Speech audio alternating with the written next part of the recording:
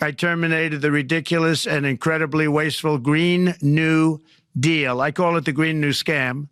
Withdrew from the one-sided Paris Climate Accord and ended the insane and costly electric vehicle mandate. We're going to let people buy the car they want to buy. I declared a national energy emergency, and it's so important, national energy emergency, to unlock the liquid gold under our feet and pave the way for rapid approvals of new energy infrastructure. The United States has the largest amount of oil and gas of any country on earth, and we're going to use it. Not only will this reduce the cost of virtually all goods and services, it'll make the United States a manufacturing superpower and the world capital of artificial intelligence and crypto.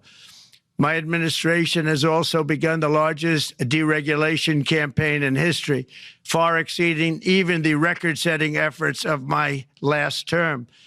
In total, the Biden administration imposed $50,000 in additional regulatory costs on the average American household over the last 4 years.